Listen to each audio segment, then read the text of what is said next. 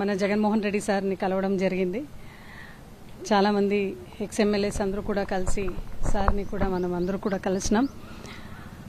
డెఫినెట్గా చాలా విశ్వసనీయతో చాలా క్రెడిబిలిటీతో 2019 నుంచి 2024 వరకు అయితే ప్రతి ఒక్కరికి అర్హత ఉండే వాళ్ళందరికీ కూడా మంచిది చేసిన ప్రభుత్వం మనది.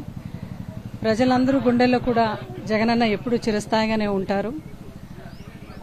ముగ్గురు కలిసి వచ్చినా కూడా జనసేన, బీజేపీ, టీడీపీ వాళ్ళందరూ కలిసి వచ్చినా కూడా ఈరోజు 40% ఆఫ్ ఓట్స్ మన వైపే ఉంది అంటే definitely we will bounce back once again. But ఎప్పుడైనా అధికారంలో ఉన్నప్పుడు ప్రజలకి మంచిది చేసిన తృప్తి ఖచ్చితంగా మనకుంది. ప్రజాస్వామ్యంలో డెమోక్రటిక్ కంట్రీలో ప్రజాస్వామ్యం అనేది పెద్దది కాబట్టి ప్రజలు ఇచ్చిన తీర్పుని మేము గౌరవిస్తాం.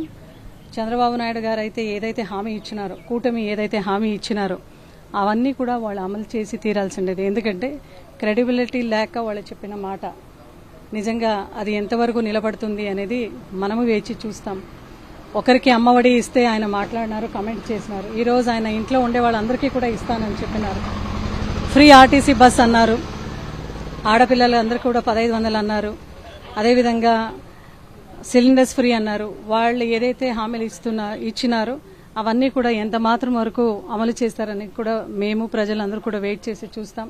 ఇంకేమి జూన్ కూడా స్కూల్స్ ఓపెన్ అవుతున్నాయి.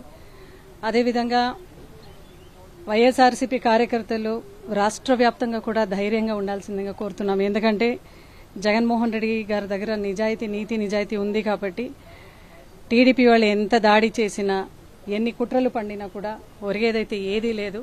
మనము కూడా రాబోయే రోజుల్లో చూస్తాం వాళ్ళు ఏది చేస్తారో, వాళ్ళు ఏది అమలు చేస్తారో లేదు అనేది.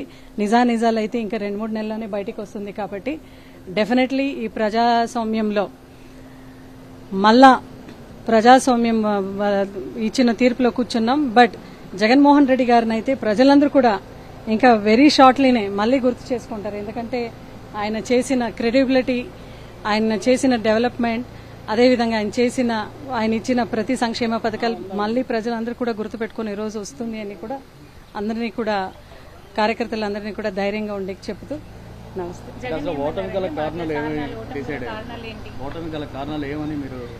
ఇంకా 2 రోజులైంది కాబట్టి ఖచ్చితంగా అందరూ కూడా సమావేశాల్లో కూర్చుంటాం, మాట్లాడతాం, డిస్కస్ చేసుకుంటాం.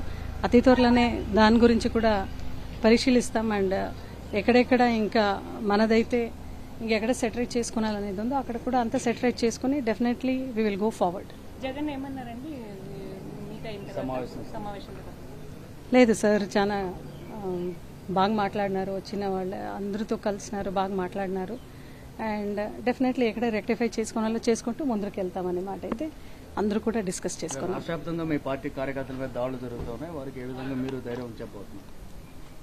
రాష్ట్ర వ్యాప్తంగా దాడి ఏదైతే అంటే మనము కూడా 2019లో పవర్కి వచ్చినప్పుడు ఎవరిని కూడా ఇబ్బంది పెట్టలేదు.